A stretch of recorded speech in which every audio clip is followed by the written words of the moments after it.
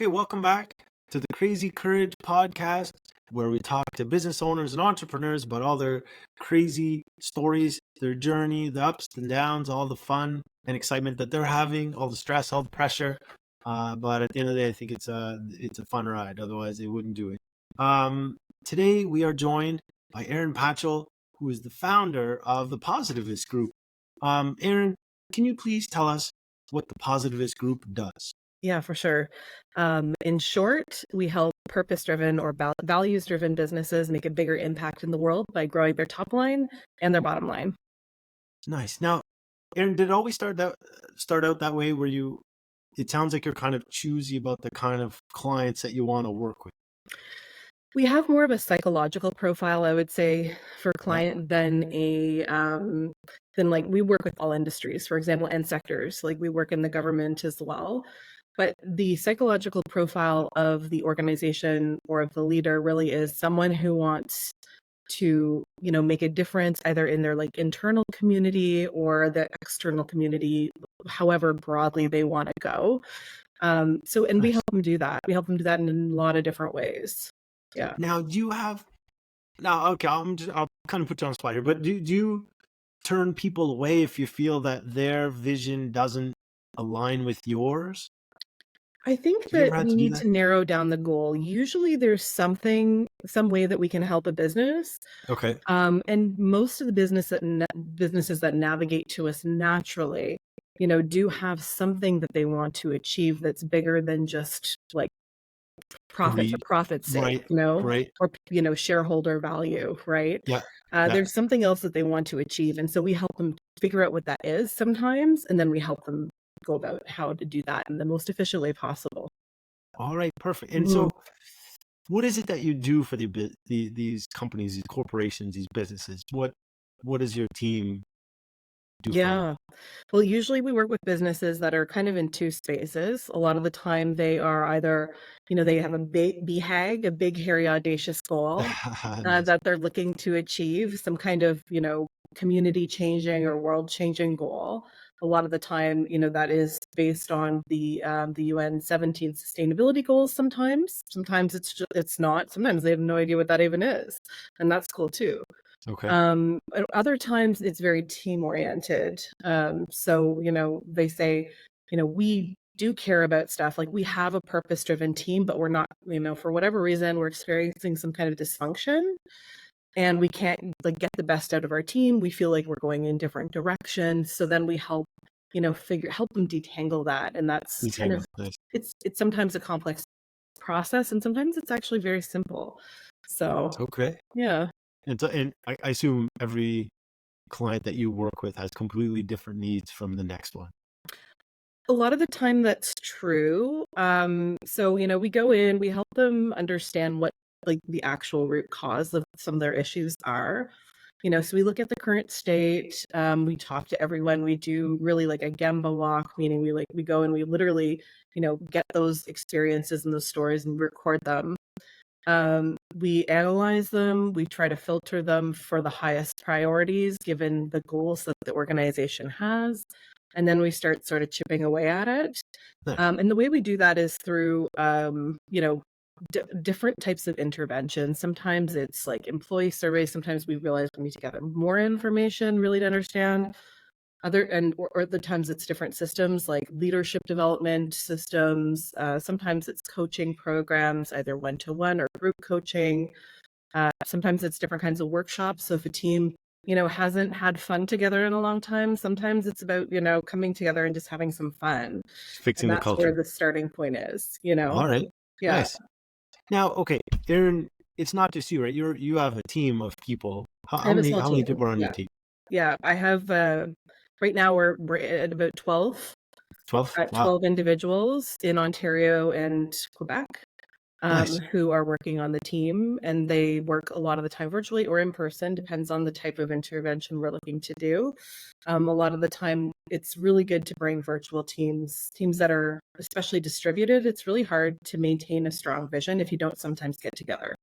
Yeah, right, So a right, lot of fair. the time, So a lot of the time we really encourage people. We're one of the reasons why you can gather, So use Yeah. us as an excuse to get together and have some fun, and we can facilitate a great session. Whether it's more based on fun or more based on we're co-creating our purpose, our vision, our mission, or some strategies or tactics on how to get there. So that's all part of the process. Awesome. Yeah. Now, the people on your team, do they specialize in certain industries or certain areas? Yeah, they do. So, um, well, okay, so we all wear different hats, and No. so on my team, people wear a consultant hat, a coach hat, and a facilitator hat. Those are the three main hats that we wear, the three main roles that we have. Um, some people on the team have more of a strength. So we're very strengths-based, strengths-oriented team. It's one of the things that we teach our clients how to do, right? How do you create a team that focuses mostly on people's strengths Okay. and maximizing people's strengths? So, and we do that, and the way that we do that is by having a diverse team that has, we have different areas of strength, different areas of focus, and so whenever I'm talking to a client, I am more easily able to match the client to the best person for them or the best group of people for them, depending on what the scenario is. Okay. Yeah. Okay. So for example, right now we're working with a few clients where, I would go in, I would do the initial conversation, the trust building with the team, do a few facilitations, like strategy facilitations. And then as they're going to implement the strategy, I would hand it over to one of my coaches that is awesome at group coaching or team coaching. And then each of the individuals would have their own one-to-one coach as well. Different All people in right. the team who match their energy, who can push them a little outside their comfort zone, but not too Yeah. far outside their comfort zone, and help them, actually get shit done. Yeah, right. So, I Yeah. mean, I guess it makes sense to have a diverse team then, because then you can tackle different industries, different specialties, all Mhm. within, some variation of those three hats that you were talking about. For sure. That makes sense. All right, Yeah. awesome, awesome. Now, Aaron, when did the positivist group start? How old is it? Just under 2 years ago, so we're very new. Very new. Although I've been in this industry doing very similar work in a different way for almost 10 years. And then before that, I was more in the marketing space, marketing and communications. So I'm a big fan of marketing. I think marketing is really important. I think Sure. it's really important to engagement. So not only do we support our clients with like change management, but we all have that marketing kind of hat as well. So how are we really going to increase engagement through Yeah. the project so we can make sure that all of the voices are heard and that we're actually getting to people. We're meeting them where they are right now. I think that's really Yeah, yeah. important. Oh, I like that. I like that. So, did Mhm. you ever dream that you would found and start your own business? Yeah, no, I did actually. So I always knew I was going to be an entrepreneur. Most of Oh, my it's like family, like back even when when I you was a were, child, like I started yeah, my first business when I was 12 and it was a clowning business called Clowns R Us. And we did, clowning business. Please tell me yeah, more I was about a that. That clown. sounds like fun. Yeah, I did corporate events, birthday parties, festivals, I At was, 12. yeah, That's yeah. awesome. That sounds like so much fun. Yeah, we made decent money doing it too. It was great. It was like a great first time job. So I got used to not having a boss pretty early. Okay. I'm not great at working for other people because I'm very kind of strong-minded, strong-willed, and it takes a special person to be able to like be my boss. I Okay. was lucky to have worked under someone like that for like 8.5 years previous to starting Nice. my business. So you need a Um, lot of leeway. Is that a yeah, lot of they autonomy, basically being just able to do your own thing? a Yeah. long, long leash. Yeah, exactly. But most of my family are entrepreneurs, right? Okay. So I grew up with that as an option. A lot of people don't even realize like that's even an option for them. No. Yeah. So yeah, no, not only did I grow up with that as an option, but I think it's like genetically ingrained in me as well. Like I don't think we're just so you. I think our family is a bit like unique in that we're all very you know, um, like self-determined. We really like our autonomy, Right. and we're very stubborn. So Very stubborn. I love it. Oh yeah, that's a good reason to be your own boss because you're yeah, stubborn. That's great. yeah. Wow, that's great. And then, but I mean, to be fair, I mean that sounds to me like you would have had a lot of support and be able to bounce ideas off of people Oh yeah. before you took the plunge. Yeah, absolutely. Definitely had a lot of support around me, not just from family though, from just people I'd collected along the path. And I think that's so important to have a team behind you. And I think that a lot of solopreneurs, like for the first 9 months of Positivist Group, it was me and my multiple personalities. And I say that Yes. tongue in cheek, that is a joke. Um, so I didn't have any team members. It was literally just me, but I named it Positivist Group because I knew that wouldn't always be the case, you know. Okay, right. You expect, yeah, you knew you were going to go into a group, right? I knew I that think I was going to have team members because I don't work well alone. That's the other thing. that's I don't work well alone. I need to be part of a team, but okay. I don't like a boss. So that's interesting. This is why we gravitate to the agile practices, right? Where For sure. it's a lot more self-determined and autonomous. Um, where was I going with this? Oh yeah, so Positivist Group. I think it's important, even as a solopreneur, to realize that you have a team around you, Okay. right? Like every person has their team, and if you don't have a team, I don't know that you're ready even to be a solopreneur, to be honest. You know, because Okay. as part of what we do with Positivist Group, like I'm a business coach, and I see this Yeah. all the time. I see this all the time when solopreneurs are literally doing everything themselves. Well, why not have a team? Why not have mentors around you that you can trust? Why not have maybe a coach? Why not have like advisors in different areas? Like, I know Sure. you're in insurance, right, Nick? So, Yeah. Yeah. like, you need insurance is important, and insurance is way more complicated than people think it is. It's not like you just like, oh, we've got your $2 million liability insurance done. Like, that's just the bare minimum, right? No. Yeah. Yeah. Um, like that is literally the bare minimum. Yes. So it can Most of get, the and the time more it is. complex your business gets, the more complex insurance gets, and the more benefit you have by having someone on your team, that's in that space. For sure. Similarly with legal, right? If you want to grow Yeah. your business, things are going to get more complicated, and the more, you want to leverage some of those benefits too, right? Um, and same with accounting. You want to have a great accountant, so It's or always a big one. or maybe you don't have a strength in marketing, so you hire a marketing person part time or casually or freelance. Like these are all people that are on your team, or should be on your team. Right. So thinking about yourself as, oh, I'm doing it all myself, I think is a really dangerous idea. So yeah, these people that you're putting on your team to begin with aren't necessarily employees or work for you, No, but they're people you work with certainly to make sure your business is on the right track. Certainly, like you said, from a exactly. legal standpoint, insurance, marketing, accounting, all those things that Yeah, one of those things goes off the rails, it can yeah. be a lot of trouble for sure. And even if it's very casual in the beginning, right?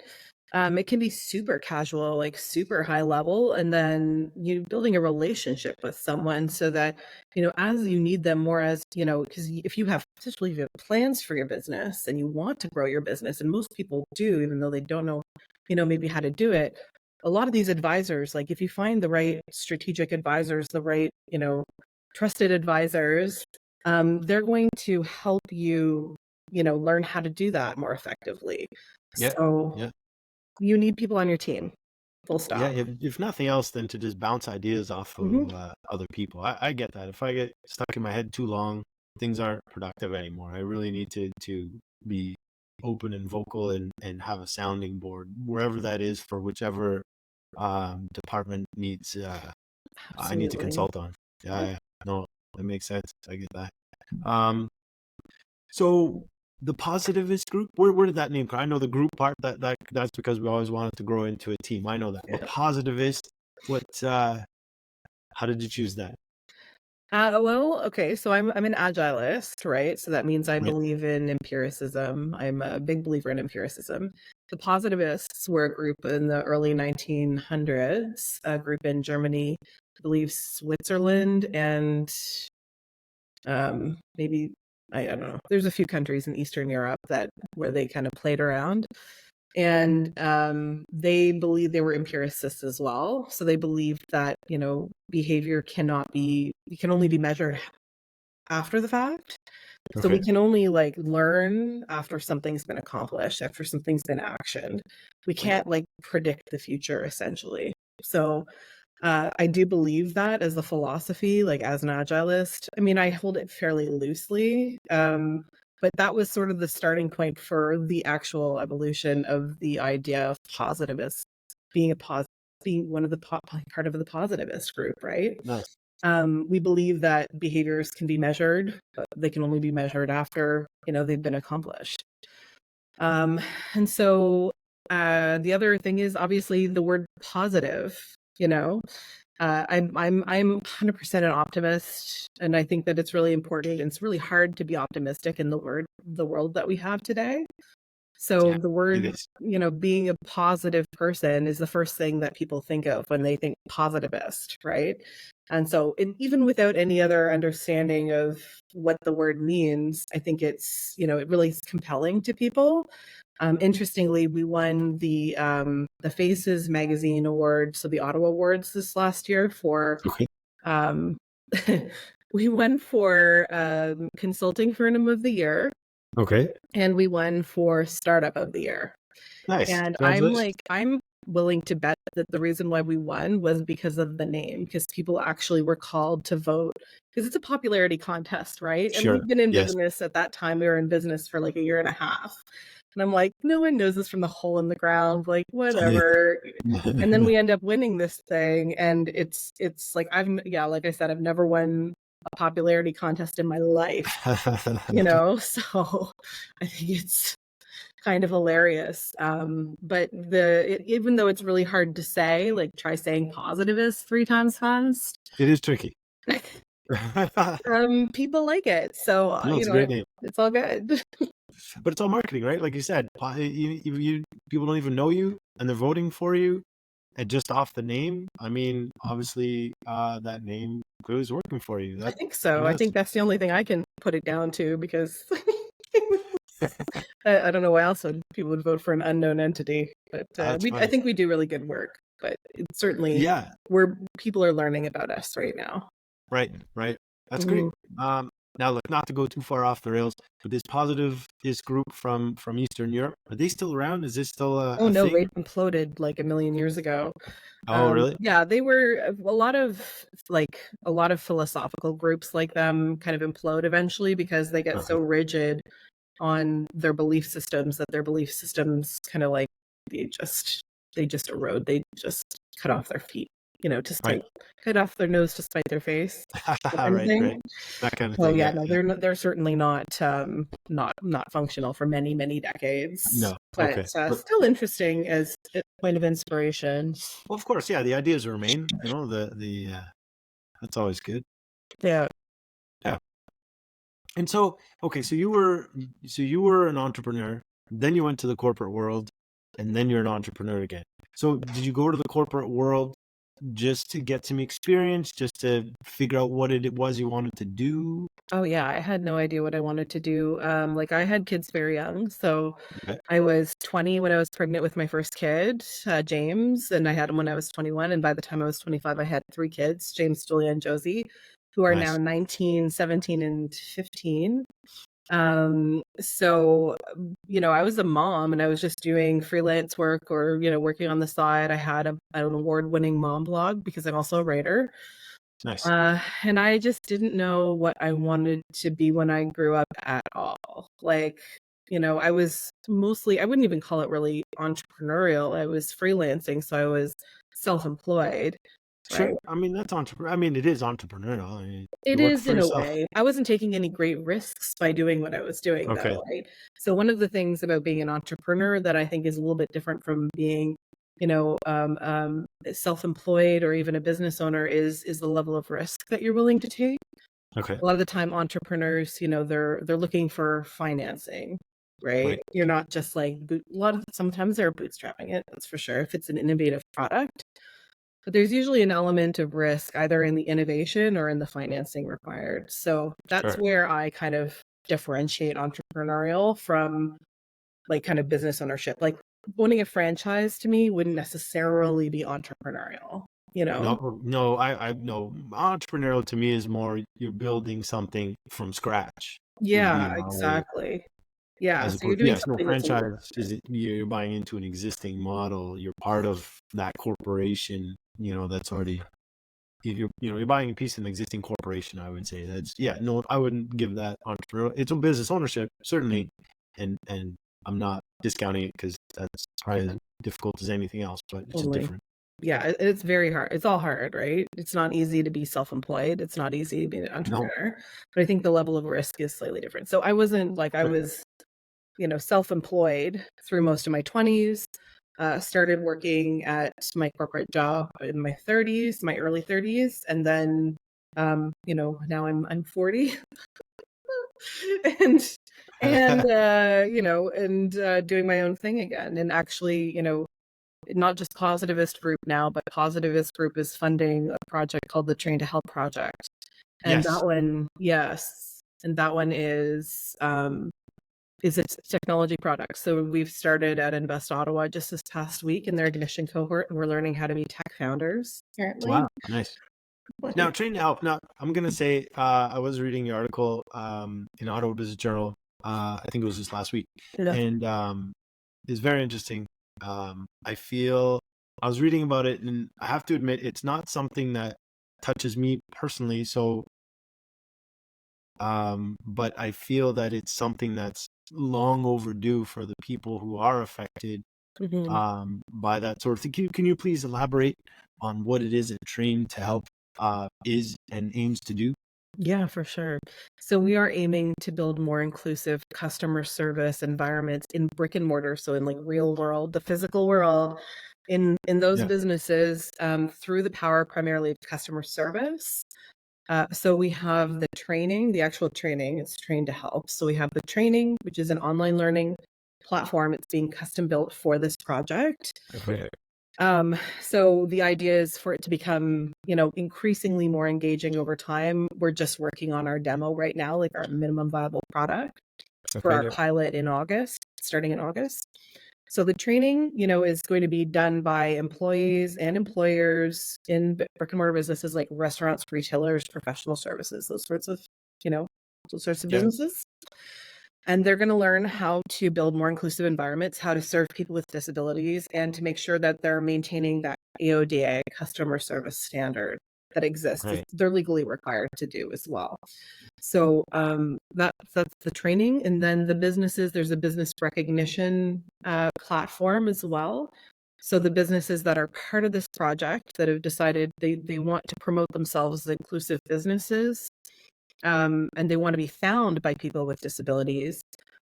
So there's the online platform, there's a website that people can go to where they can search up, basically all the different criteria related to their disability, see which businesses they feel comfortable going to, and Okay. then, they'll be able to access those businesses. They'll be able to know which ones exist out there. Now that'll be a Yeah. separate website from Train to Help. Is that It will be on the same website, be but on the same it'll website? be the next version of the website. Okay. Yeah. So Okay. that Great. one's planned for the end of August. Well, see, and like I said, this isn't something that affects me. I Mhm. get in the car, I go to the store, I'm in, I'm out, whatever. I don't think of that kind of thing, but that's got to affect a lot of people whose lives are, maybe their mobility is a Totally. little more challenging, Yeah, right? like Like, 27% of people over the age of 15, not even including children, 27% of the Canadian population has at least one disability that affects their ability or their mobility in the real world. and that's huge, right? That's a lot of people. It's Yeah. like I said, I feel like this is something that I wouldn't have been aware of, but when you think about it, it certainly sounds like it's long overdue. And I'm glad that you guys are taking this initiative. I mean, customer service training exists. Accessible customer service training exists, Sure. but there's really no incentive for, businesses to actually implement it, right? So that's what we're doing is like, we're giving them an opportunity to be incentivized via the website. We're also taking care of the businesses. So it's like, we're giving them we're also one of the add-ons for the fall winter is going to be a continuous improvement, part of the platform. So Okay. that the business owners can go in there and they can say, well, what am I planning on investing in this year? Am I going to invest in new tables? Am I new chairs, new facade, new signage, whatever it is. Or maybe it's, maybe it's even more like intensive renovations. Sure. Before they get to the point where they're making decisions, then they'll know exactly how do I do these things while also making them inclusive and accessible, right? So if I'm buying a sign, how do I make sure that the sign meets accessibility criteria before I actually make the investment, for So there must be example? a huge awareness piece to this, right? Oh, it's so crazy how much information's out there. This is the big problem, actually. This area is evolving so quickly. There's so much detail, right? And like you said, Nick, from your own personal experience, you wouldn't have any sense of any of this, right? Because Right. it's hard to empathize with something you don't understand at all, right? I wouldn't know it's a problem. No, exactly. And that's exactly how it is for most people. And even if you do have a physical disability, every single person with a physical or any kind of disability is different, right? So I have a couple of disabilities, but my experience is wildly different from someone who's like in a wheelchair, for example. I Sure. wouldn't know like how to serve someone just instinctively, because I don't have the same experience as them. Right. Yeah, Yeah. you don't have that perspective for sure. No, Yeah. no. Yeah. Yeah, that's such an interesting project. And how and then I've always been curious, how's your experience been working with Invest Ottawa? Oh, well, you know what? We're at the beginning, but so far Right at the it's beginning. been fantastic. Yeah. We just started last week, but we've been followed by our mentor, Jennifer Batley, for a few months now. Okay. She's super helpful, like really, really engaged in the project. Things are going really well. I expect, I think it's definitely always, that's the thing with opportunities like this. It's like you're gonna get as much out of it as you put into it, right? Sure. Yeah. And that's like that with everything, with education, with like any Yeah. kind of learning thing, with any opportunity that you have to maximize that opportunity. So we intend to do that. And we intend to, we just want to leverage as much of the learning as we can, as many of the connections as we can, but they create the opportunity. It's up to us to take advantage of it. Wow, great. Great, Yeah. great, great.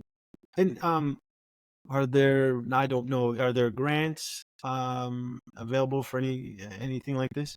Oh yeah. So I mean, most grants, so this is a part of what we do at Positivist Group, right? Is we help businesses obtain grants and, Nice. introduce them to bankers and different folks like Valley Heartland or BDC in Ottawa. So we give them kind of little information about how to go about planning a financial strategy if they want to grow their business.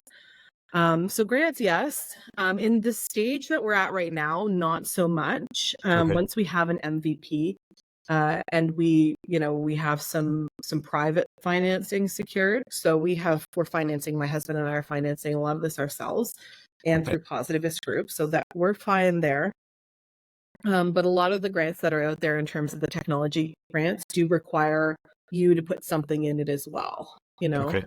So you can't. It's not like they're just going to give you free money for Yeah. nothing. Yeah. With no skin in the game, right? Yeah. So you have to have a plan. You have to know what the money's for. You have to have a solid strategy. They have to have some trust built in the founders, probably, or the people who are on the team. Right. And you have to show that you have some skin in the game too. You Okay. know. So once all those things are hit, yes, there are definitely grants out there for sure. Wow, great, great. So Yeah, it's like you said, you just have to put in the effort and the opportunities there, and there are some doors that you can open totally. Yeah, with yeah. them We're out. just waiting for Great. our pilot to finish.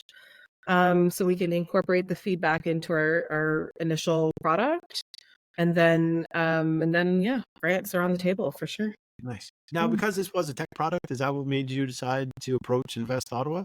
Yes, Okay. yes. I don't know that. I think they do have a Main Street program, but we wouldn't qualify as part of that because Okay. Positivist Group is a virtual business. Right. We don't have an in-person like brick and mortar presence because we don't need one. Yeah. Yep. Most of the time, Sure. if we're on site, we're at a client's on site. So Yeah.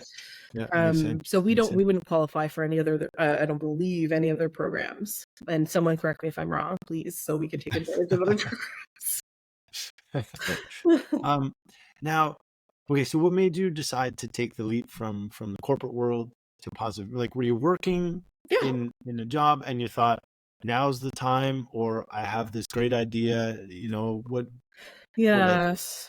No, I didn't have a big idea. Actually, at the beginning, I had no ideas. Like I was like, I'm a blank slate.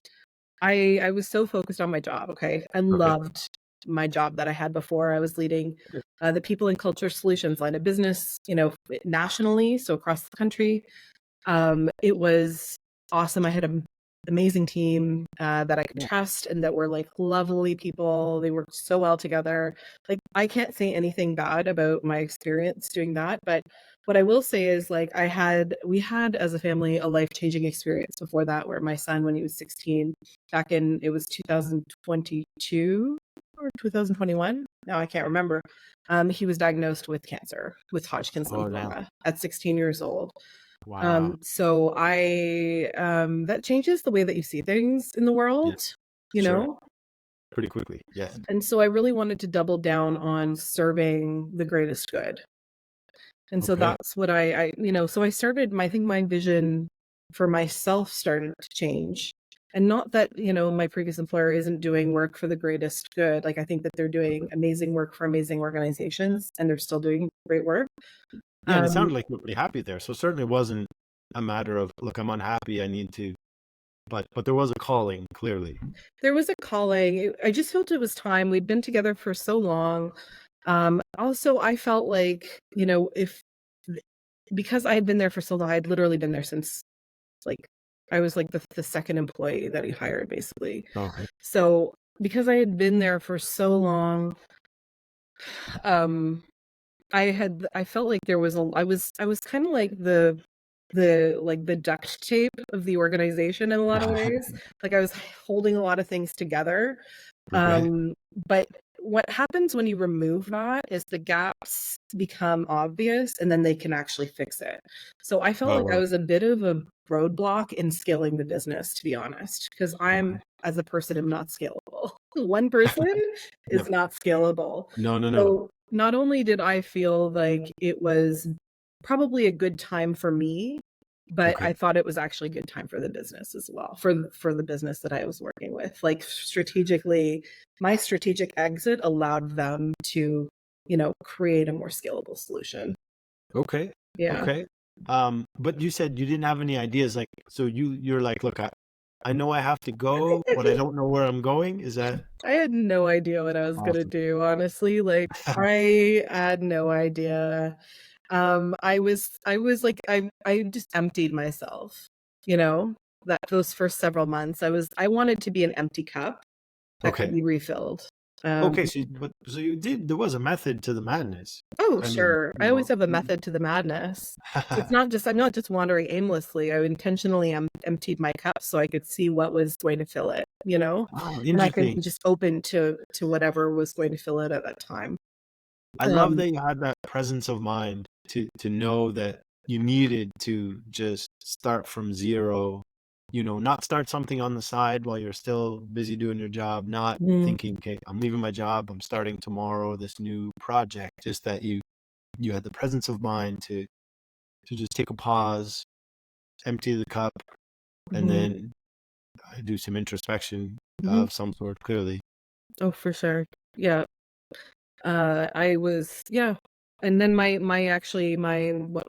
father got injured in September, so I gave them my notice in June, and then but I'd given them a long notice period, so I gave them a couple of Okay. months notice, and then I left at the end of August, and then first thing in September, my father, a tree fell on him and shattered his leg, and Wow. so and this was my son at the time. This was after he had finished. He was already in remission, yada yada.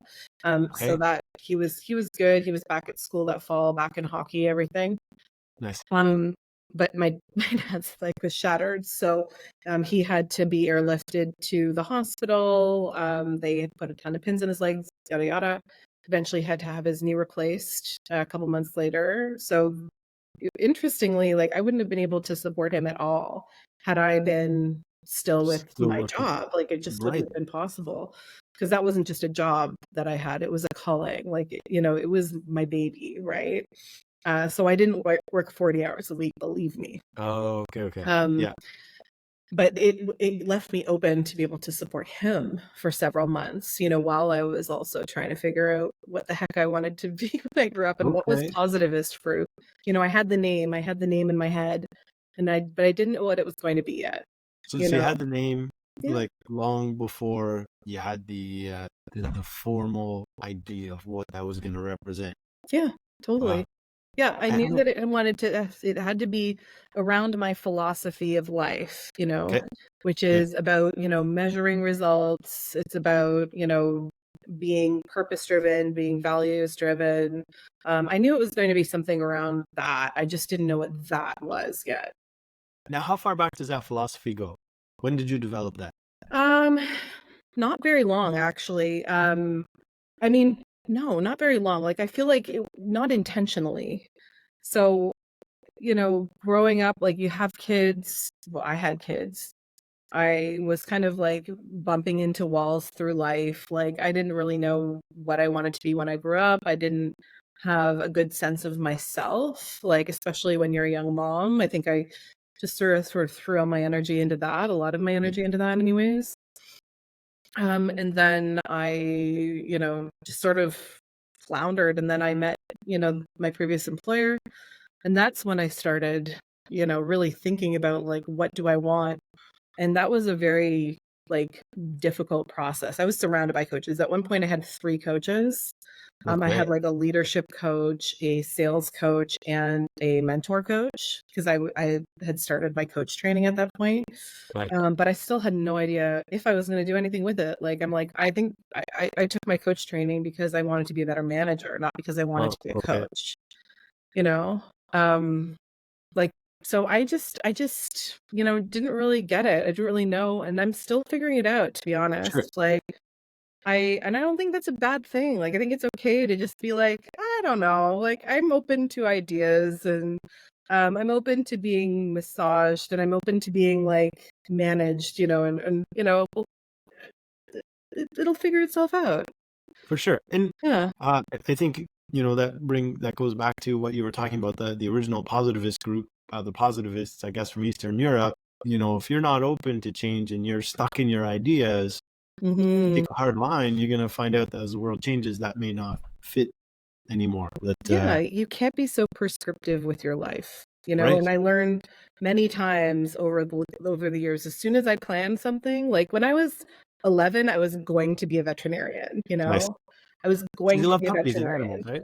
Which one? Right? You love puppies and animals and cats and horses, Totally. right? Like, there was no question in my mind. I was 100% going to be a veterinarian, and then I Okay. became, like, violently allergic to animals and everything, so, Wow. that was, like, the first great pivot of my life, is, Yeah, like, sure. obviously not gonna become a vet, so now what do I wanna be when I grow up? No idea at And all. we'll just clown around for a bit, right? Yeah, yeah. That's all. No, that's so much fun. But I think what I've learned, I think for myself, I when I was younger, I thought I wanted to know all the answers, and I thought Mhm. as soon as I know all the answers, I'll be set. I don't need to learn anymore. I'm good, right? Like this is it. I've reached this level. I'm good. I know everything, and Yeah. I wanted the world to be black and white. I wanted things to be simple. However, I However. did learn. There's a however, yeah. However, I did learn fairly quickly that as soon as you stop learning, like you're just dead in the water. Like there's your mind stops thinking and growing and expanding, and Mhm. there is no way to get all the answers. And I think that was the thing. As soon as you learn that the world isn't black and white, Mhm. your experiences will change your perception, and you just keep growing and learning and absorbing Mhm. as much as you can, because it just there's no end to who you become. You just keep evolving as you go, right? Is that, I mean, now I'm Yeah. talking about that, but it's, for me, that's been the thing. As soon as I decided that I needed to keep learning, um, and I wasn't like, I hated school. I hated sitting in class and just listening to people drone on and on. I couldn't do that. I'm Yeah. very much more, I need to go out and learn something for myself. Learn by doing is huge, but Mhm. learning, subjects that I research myself or figure Mhm. out, that's how I learn. But the idea was that I need to keep learning, never stop, because Well, what's the quote? Like, "The more I learn, the more I realize I know nothing at all." Like, that is so exactly. true. Oh my God, no kidding. Yeah, that's Yeah, Aristotle, I think. no, that there's so much truth to that. It's not even funny. Yeah, It's yeah, yeah, no. Um, ridiculous. Yeah. So, what is there a plan for the future for the Oh, Positivist there's Group? Is always there plans. You know, we those like plans? to hold our strong opinions very lightly, because we never know what's going to be thrown our way. But Sure. certainly, like the Train to Help project, especially because, you know, that's the difference between, I think, the entrepreneur and the business owner, or Yeah. being self-employed, is, you know, we're putting a lot of money into this project, right? So we better Right. have a plan for it to succeed. You know, you know, and we're committed to doing like, my husband's a software engineer, and I'm, you know, I'm in the training space. So, you know, he's, for the MVP, he's designing the actual software, and I'm designing the actual learning product. So, And you know, you have to putting forgive me. a lot What into is an it. MVP? Minimum viable product. Sorry, Minimum viable product. I'm sorry. it's like the smallest useful sellable increment, basically, Okay. Okay. of our future vision, right? So if we wanted to create the whole thing, like, to the end of time, like the full complete vision, it would never ever happen, Right. right? Right. Whereas the MVP helps you think, you know, what is the smallest, the increment, that I could possibly sell to somebody that is useful, and also is like the least amount of work Right. possible. What's in its simplest form? Where Correct. can we start from? Yeah. Right. Yeah. Okay. That's the MVP. It's like, car manufacturer. You start with one model and build out kind of thing, and Oh, yeah. Even simpler than that, probably. simpler than Like, like, you know, have you seen that's what we need. that picture of, you know, a lot of consultants post the picture of the horse where it's like the stick horse, and then it's like, if you want to pay more, you get the horse that's a little more fleshed out, and then if you want to pay, you know, you get what you pay for, is usually I the see. thing. Yes. Well, we're like building the stick horse. You know what I Right. mean? Like, yes, you get what you pay for, but at the same time, if you don't know if the full fleshed out version is going to work, why would you do that first? Yeah. Right. That makes Yeah. sense. That makes sense. I get Yeah. that. Oh, that's awesome. So Train to Help, yeah. Clearly Train to Help is the big project for you right now in terms of you and expanding. It's fantastic. Now you said you're in Ontario and Quebec. Any other plans to spread across the country? I mean, most of the work we do is virtual, and I mean, Right. I'll travel anywhere, so I'll say yes to whatever. But Nice. as long as it's in our wheelhouse, right? So right now we're working in Ontario and Quebec, just mainly because that's where most of our contacts are, you know, and a lot of your work Love it. as a smaller startup or as a consultancy is going to come from word of mouth. So, but yeah, for sure, open to, honestly, globally, open to business globally at some point when it World becomes, domination, right? oh yeah, for good, world World domination domination for for good. good. Of course, of course.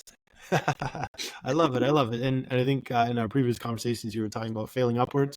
I do Yes. like, I like that term a lot. And to go, just because to me, I think it means that you're trying, you're going out there, you're going to fail, but you're going to learn. Yeah, And the reason you're going upwards is because you're learning, right? So you totally. never go backwards because the skills and the knowledge that you gain, you take with you, Yeah. right? And I think that we can take back that word, because a lot of the time failing upwards has like really negative connotations, but like someone who's incompetent but like manages to Oh advance yeah. in their role or whatever. But Right. I want to think about failing upwards, like I want to teach this to people, in Yeah. that like the person who has the greatest learning mindset is going to succeed. Yeah. Yeah, Right. It's okay to fail because you're building on that failure. So you're always moving forward. It's up totally. and away. Like there's I think we no. should rebrand failing upwards. There you go. Yeah. Yeah. TM. There you go. We're done. Yeah. That's it. Awesome. Well, Erin, I'm gonna thank you for your time. I really appreciate you joining us today. I'll cut it off here because after that, I think we're gonna get off the Because we rails a could little talk bit. for like 3 hours. Yeah, let's do Right? Exactly. Exactly. Maybe we'll have to have you on again it. and really Sure. flesh out some Anytime, Nick. ideas. Awesome. Awesome. Thanks, Aaron. For sure. I appreciate your time. My Take care. pleasure.